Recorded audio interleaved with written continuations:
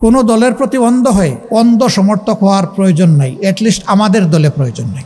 যারা এই দলটাকে ভালোবাসবেন তারা যেন কলিজা দিয়ে ভালোবাসেন, আপনার বিবেক যেন বলে যে হ্যাঁ এই দলটা আমার ভালোবাসা পাওয়ার উপযুক্ত, তাইলে আপনি ভালোবাসবেন।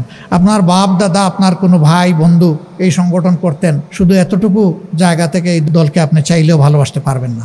এই দলকে ভালোবাসতে হলে এই দলের আদর্শকে ভালোবাসতে হবে। আর আমাদের আদর্শ কোনো বানাওয়াট আদর্শ না, আমাদের আদর্শ আল্লাহ তাআলার দেওয়া যে আদর্শ, যার চাইতে শ্রেষ্ঠ কোনো আদর্শ হতে পারে না। যদি আমাদের কোনো কথা আপনার অপছন্দ হয় আমাকে বলবেন, আমরা কথা দিচ্ছি সংশোধন হব। এটা যদি কোনো বাজে কথা হয়, মন্দ কথা হয়, আমরা সংশোধন করে নেব। ভালো হলে আমাদেরকে বলবেন না, অন্যকে বলবেন। আর আমাদের কথা মন্দ হলে আমাদেরকে বলবেন। আমি একটু ক্ষমা চেয়ে নিচ্ছি, আমি একটু ক্ষমা চেয়ে নিচ্ছি। এখন আমাদের সন্তানদের, ছোটমণিদের বার্ষিক পরীক্ষার সময় আমরা ডিসিশন নিয়েছি যে ওদের পরীক্ষা শেষ না হওয়া পর্যন্ত রাতের বেলা আমরা আর কোনো পাবলিক মিটিং করব না। এতে তাদের সামান্য বিঘ্ন ঘটলেও এটার জন্য আমরা দায়ী থাকব। আজকে যেটুকু বিঘ্ন ঘটেছে এর জন্য আমি ক্ষমা প্রার্থী। একটা সুষ্ঠু নির্বাচন হোক, এই নির্বাচনের মধ্য দিয়ে যে দল আসবে আমরা তাদেরকে অভিনন্দন জানাবো। ঠিক অনুরূপভাবে আমরা যদি আল্লাহর ইচ্ছা এবং আপনাদের দোয়া ভালোবাসায় আসি, আমরা তাদের কাছেও প্রত্যাশা করব তারাও আমাদেরকে অভিনন্দন জানাবে ইনশাআল্লাহ। রাজনীতির সৌন্দর্য এইভাবে ফুটে উঠুক এবং আমাদের দেশ কল্যাণের রাজনীতির দিকে এগিয়ে যাক। অতীতের সমস্ত পচা দুর্গন্ধময় রাজনীতির কলুষিত ইতিহাস থেকে আমরা বেরিয়ে আসি। আল্লাহ তাআলা রাজনীতির একটা সোনালী ইতিহাস আগামী নির্বাচনের মধ্য দিয়ে জাতিকে রচনা করার তৌফিক দান করুন। 24 সালের নির্বাচনের পরে তারা ঘোষণা দিয়েছিল 41 সাল পর্যন্ত বাংলাদেশের ইজারা তারা গ্রহণ করেছেন, যে আমরা 41 সাল পর্যন্ত এই দেশকে সাজাবো, অর্থাৎ আমরা ক্ষমতায় থাকবো। তুতিল মুলকা মান তাশা ওয়া তানজিউল মুলকা মিম্মান তাশা। আল্লাহ হচ্ছেন সমস্ত মুলুকিয়াতের মালিক। কুলিল্লাহুম্মা মালিকাল মুলক, নবী তুমি বলে দাও তিনি সেই মহান আল্লাহ যিনি সমস্ত বাদশাহীর মালিক। তার মহান বাদশাহী থেকে দুনিয়ার শৃঙ্খলা বিধানের জন্য যেখানে প্রয়োজনে একটু হালকা কর্তৃত্ব তিনি দান করেন। এই কর্তৃত্বে যারা ব্যর্থ প্রমাণিত হয়, জালেম প্রমাণিত হয়, দুকাবাজ খেয়ানতকারী প্রমাণিত হয়, সন্ত্রাসী প্রমাণিত হয়, আমি তাদের কাছ থেকে আস্তে করে ক্ষমতা কেড়ে নিই। সব কিছু সাজানো হয়েছিল 41 সালের জন্য। 24 সাল যে 41 হয়ে যাবে তারা এটা বুঝতে পারেন নাই। সে বছরটা আমি আল্লাহ তাআলার মেহমান হিসেবে হজে গিয়েছিলাম। অনেক মানুষ মুখের দিকে তাকায় বলতো, যারা চিনত যে আমাদের কি বাঁচার কোনো পথ বের হবে। বলতাম কেন নয় ভাই? কই কীভাবে? যে আল্লাহ যেভাবে অতীতে করেছেন সেইভাবে। কই যে কোনো আলো দেখি না তো, এটা কারে দিয়ে হবে? তাই আমি বলতাম যে কেন, সকল যুগেই পরিবর্তন এসেছে, যুবকদের হাত ধরে তাদের গাড়ে ভর করে। বাংলাদেশেও পরিবর্তন আসবে যুবকদের হাত ধরে। ভাই আসল জায়গায় এসেছেন। চোখের 2 ফোঁটা পানি দিয়ে আপনি মাতাফে গিয়ে কাবাগরের দিকে নিশানা করে আল্লাহ তাআলাকে বলুন যে আল্লাহ এই জালিম জনপদ থেকে আমাদেরকে উদ্ধার করো। আল্লাহ এই চোখের পানি ফেরত দেবেন না। আল্লাহু আকবার। লোকেরা দেখতাম যে আমার কথায় বিশ্বাস করে না, আস্থা আসে না। হজ উমরা শেষ করে যখন ফিরলাম 17 তারিখ, 16 তারিখ আবু সাঈদের মৃত্যুর শাহাদতের মধ্য দিয়ে বাংলাদেশের নূতন অধ্যায়ের সূচনা হলো। 17 তারিখ থেকে আগুন জ্বলে উঠল। সেই দিন থেকেই চতুর্দিকে নিরীহ জনগণের, নিরস্ত্র জনগণের বিরুদ্ধে সশস্ত্র আক্রমণ শুরু হলো ভয়াবহভাবে। শ মানুষ খুন করা হলো। শেষ পর্যন্ত এর শেষ পরিণতি হলো গিয়ে 5 তারিখ। যারা বলেছিলেন আমরা পালাই না, তারা জানি না এখন কিভাবে কোথায় গেলেন। আমরা কোনোদিন এটা বলি নাই যে আমরা পালাই না। তবে আলহামদুলিল্লাহ রাব্বুল ইজ্জত আমাদেরকে এটুকু মেহরবানি করেছেন যে আসলেই আমরা পালাইনি। আমরা ফাঁসির রশি গলায় নিয়েছি কিন্তু দেশ থেকে পালাইনি। আমাদের একজন, তিনি আমেরিকায় ছিলেন স্বাভাবিক কাজে, সেই সময় বন্ধুবান্ধব তাকে নিষেধ করেছে, ডোন্ট কাম ব্যাক। তিনি বলছেন কেন? বলেছে যে আপনাকে ওই রকমই পারসিকিউট করা হবে, অবিচার করা হবে যেমনটা অবিচার করা হচ্ছে আপনার সিনিয়র লিডারদের সাথে। তিনি বলছেন, সিনিয়র লিডাররা যদি আল্লাহর জন্য ধৈর্য ধরে সহ্য করে থাকতে পারেন, আমিও পারবো, আমি আসছি। আদালতে দাঁড়িয়ে আমাকে ফাঁসি দেওয়া হোক, আমার কোনো আপত্তি নাই। আমি পলাতক হিসাবে এই বদনামের অংশ নিতে চাই না যে আমি অপরাধী। আমি আদালতে দাঁড়িয়ে বলবো আমি নিরপরাধ। মীর কাসেম আলী সেইটাই করেছিলেন। তিনি তো না আসলে পারতেন ভাই, কেউ তারে বলতো না যে উনি পালিয়ে গেছেন, কারণ তার বিরুদ্ধে কোনো ওয়ারেন্ট, কোনো মামলা ছিল না। তিনি এসেছেন তার নৈতিক দায়বোধের জায়গা থেকে, তার দেশকে ভালোবাসেন। এই জন্য তিনি বলেছেন, যে দেশে আল্লাহ আমাকে পয়দা করেছেন আমার মত যেন সেই দেশে হয়। সম্মানিত ভাইয়েরা, গেল তাদের ছাপটার, এখন কি হবে? এখন কি এগুলোই চলবে? আগামীতেও কি একটা দুর্নীতিবাজ সরকার এসে আমাদের সব লণ্ডভণ্ড করে দেবে? আগামীতেও সন্ত্রাসীরা এসে আমাদের উপর আবার ছড়ি ঘুরাবে? আগামীতে আমাদের মা বোনদের ইজ্জত নিয়ে আবার থানায়সরা করা হবে? আমাদের জীবনের উপর কালো হাত নেমে আসবে? সবগুলার বিরুদ্ধে আমাদেরকে সিংহের মতো গর্জন করতে হবে ইনশাআল্লাহ। আমাদের স্পষ্ট বক্তব্য, দুর্নীতি তোমাকে লাল কার্ড, সন্ত্রাস তোমাকে একেবারেই কালো কার্ড, অবিচার তোমার জায়গায় সমাজে হবে না।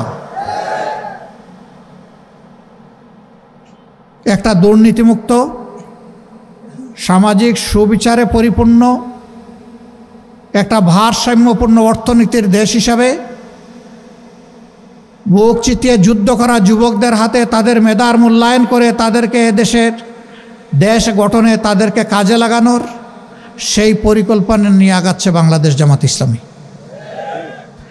আমাদের অঙ্গীকার একেবারেই স্পষ্ট, আমরা শিক্ষা স্বাস্থ্যকে সবচেয়ে বেশি গুরুত্ব দেব।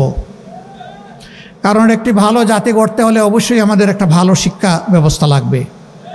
আমাদের শিক্ষা ব্যবস্থা ভালো নেই। একটা ভালো জাতি গড়তে হলে অবশ্যই সুস্থ সবল আমাদের সন্তানদেরকে চিকিৎসা দিয়ে গড়ে তুলতে হবে। আমাদের স্বাস্থ্য ব্যবস্থা সেরকমটা নয়, ভঙ্গুর স্বাস্থ্য ব্যবস্থা। আমাদের দ্বিতীয় অগ্রাধিকার হচ্ছে দুর্নীতির বিরুদ্ধে আমাদের লড়াই। আল্লাহ ক্ষমতায় কারে নিবে না নিবে উই ডোন্ট নো। এই অ্যালটমেন্ট আসবে ইনশাআল্লাহ আসমান থেকে। আমরা বাংলাদেশের জনগণের রায় পেয়ে এই দেশ পরিচালনার দায়িত্ব পাই কিংবা না পাই, দুর্নীতি মাটিতে নেমে না আসা পর্যন্ত আমাদের লড়াই চলবে ইনশাআল্লাহ। আমরা থামবো না, কেউ আমাদেরকে থামাতে পারবে না। আমাদের তৃতীয় অঙ্গীকার, সবার জন্য ন্যায় বিচার। এটার থেকে গরিব ধনী দল ধর্ম নির্বিশেষে কেউ যেন বঞ্চিত না হয়। সবাই যেন আইনের সমান সুযোগ পায় এবং ন্যায় বিচার পায়। সামাজিক এই ন্যায় বিচার নিশ্চিত করা আমাদের চতুর্থ অগ্রাধিকার। আমরা আমাদের ভাঙ্গাচোড়া অর্থনীতিকে পুনরায় আমরা গড়তে চাই এবং এইখানে আমরা আমূল পরিবর্তন চাই। ওই উপরে উপরে প্রলেপ দিয়ে হবে না। ভিতরে ক্যান্সার থেকে গেলে উপরের চামড়াকে কসমেটিক সার্জারি করে মানুষকে সুস্থ বানানো যায় না। আমরা ক্যান্সারের জায়গায় হাত দিতে চাই। ওই জায়গাগুলো আমরা চিহ্নিত করে সুস্থ করার জন্য যেখানে দরকার যেটা সেইটাই করতে হবে ইনশাআল্লাহ। কারো মুখের দিকে তাকানো যাবে না। দেশের প্রতি দায়িত্বজ্ঞান সম্পন্ন, ভালোবাসা যাদের অন্তরে দেশের প্রতি আছে, দেশপ্রেম আছে, সততা আছে, যোগ্যতা আছে, সে কোন ধর্মের এটা আমরা দেখব না। সে মানুষ, সে বাংলাদেশের নাগরিক, আমাদের বিবেচনার জন্য এতটাই যথেষ্ট। আসল মানুষটাকে আসল জায়গায় বসায় দেওয়া হবে ইনশাআল্লাহ। আমাদের যে সন্তানেরা শিক্ষা গ্রহণ করার পরে বেকারত্বের কষ্ট নিয়ে বুকে চেপে বয়ে বেড়াচ্ছে, আমরা তাদেরকে জাগতিক স্কিল এডুকেশন দেওয়ার মাধ্যমে তাদের হাতগুলোকে আসলেই দেশ গড়ার কারিগরের হাত হিসাবে আমরা গড়ে তুলতে চাই। এরা দেশে থাকলেও দেশের জন্য সম্পদ, বিদেশে গেলেও যে দেশে যাবে সেই দেশের জন্য সম্পদ। আমাদের বিপুল পরিমাণ যুব জনশক্তি আছে, দুনিয়া এখন 1 কোটির মতো আমাদের প্রবাসী কর্মচারী আছে, কাজের লোক আছে। এই লোকগুলা যদি দক্ষ হালতে, দক্ষ হাত নিয়ে বিদেশে যেত, দেশের জন্য ভালো হতো, তার নিজের, তার পরিবারের জন্য ভালো হতো। আগামীতে সেই দক্ষতা আমরা আমাদের সন্তানদের হাতে তুলে দিতে চাই। এই দেশ গড়ার কাজে নারী পুরুষ সবাই অংশগ্রহণ করবে ইনশাআল্লাহ। একটা সমাজে সকল পুরুষ কিন্তু কাজ করে না, কেউ বয়সের কারণে, কেউ অসুস্থতার কারণে, কেউ শারীরিক সীমাবদ্ধতার কারণে করে না। অবশ্য কিছু বখাটে আছে, সেও কিছু করে না, সে একটা ভালো কাজ করে, এটা হইল বখাটেপনা, সবার শান্তি কেড়ে নেয়। এটা ভালো কাজ না, এটা আসলেই মন্দ কাজ, তাই না? সে নিজের জন্যও বোঝা, সমাজের জন্যও বোঝা। বাকি যারা সক্ষম, যাদের মিনিমাম যোগ্যতা আছে কোনো কাজের, তারা কাজ করবে, এটাই স্বাভাবিক। আমাদের মা বোনেরা কী করবেন? কিছু কিছু সংসারে মা বোনদেরও প্রয়োজন তাদের আয় রোজগারের। যাদের যোগ্যতা আছে এবং প্রয়োজন আছে, যোগ্যতা এবং প্রয়োজন অনুযায়ী দেশ গড়ার কাজে তারা অংশ নেবেন, এমনকি তারা সেনাবাহিনীতেও থাকবেন।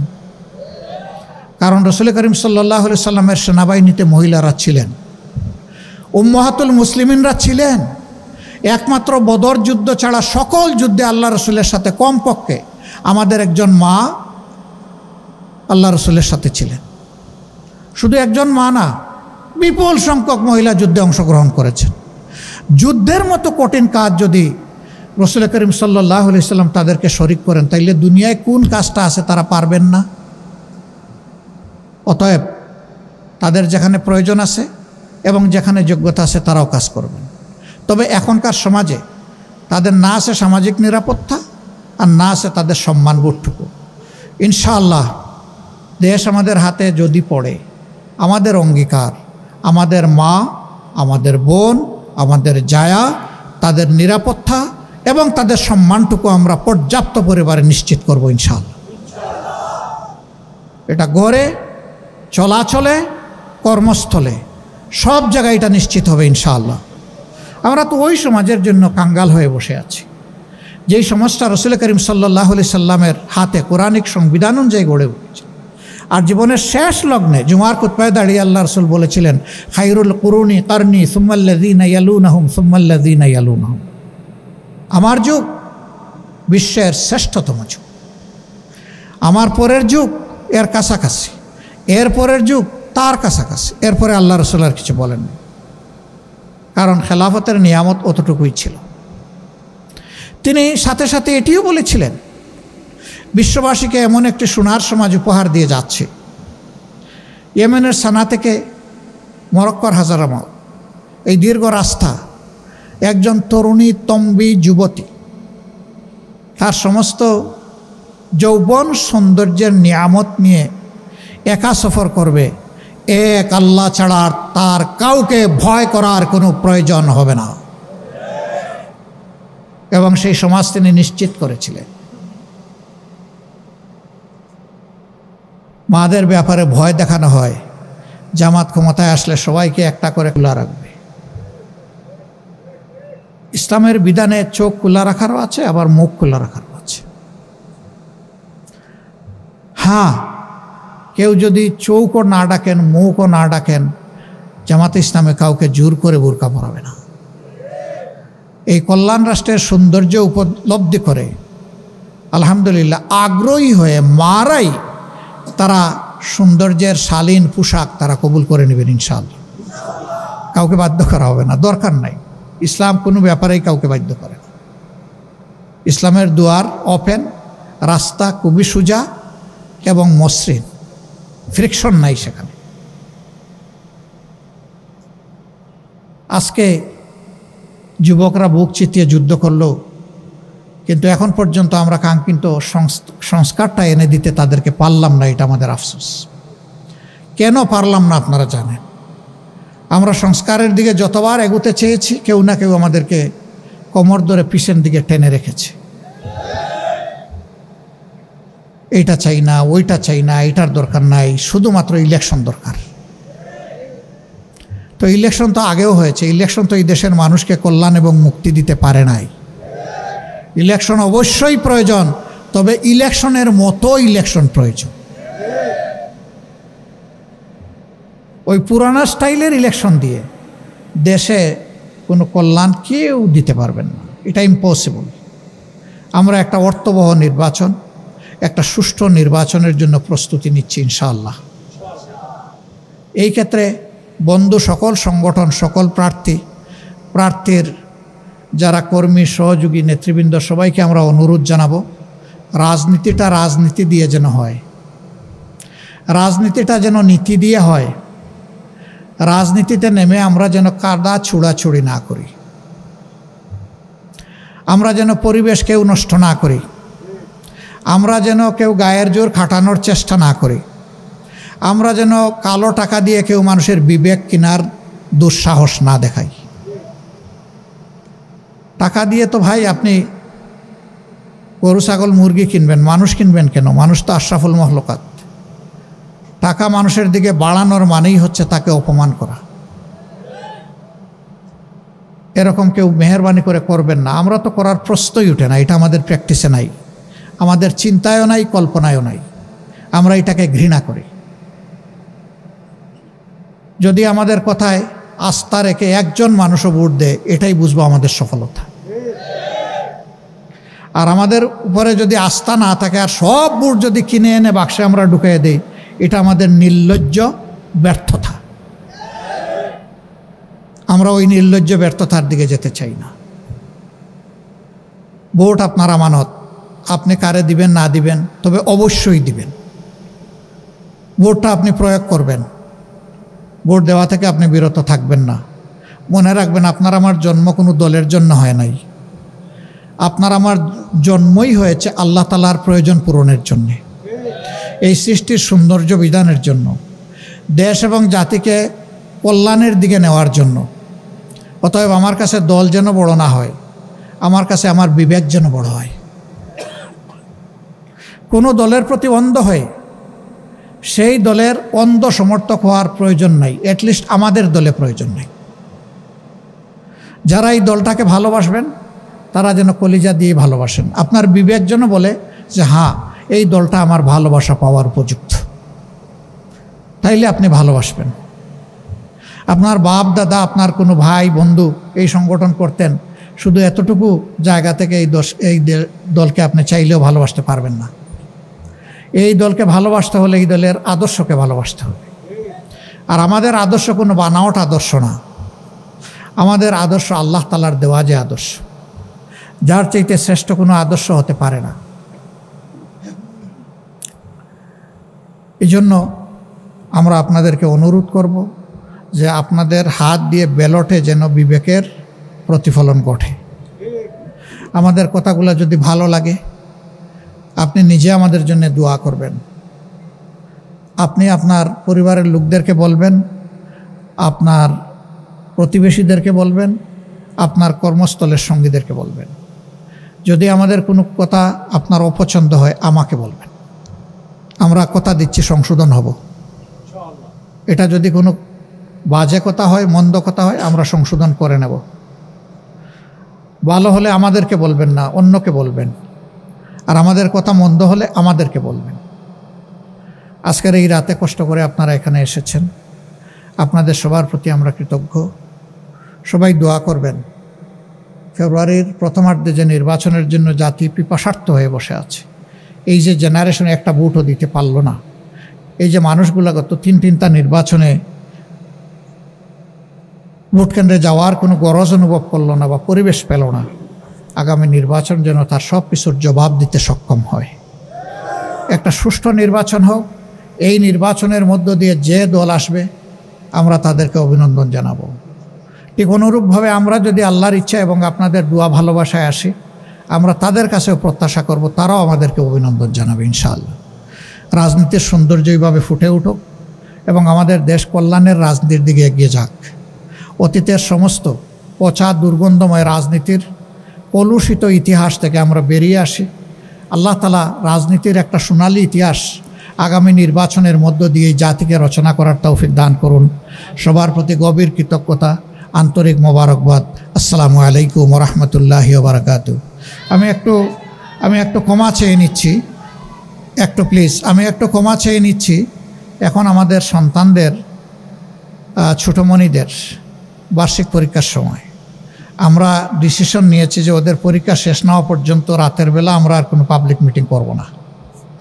এতে তাদের সামান্য বিঘ্ন ঘটলেও এটার জন্য আমরা দায়ী থাকব। আজকে যেটুকু বিঘ্ন ঘটেছে এর জন্য আমি ক্ষমা প্রার্থী, আপনাদের কাছে দোয়া প্রার্থী। আসসালামু আলাইকুম ওয়া রাহমাতুল্লাহ।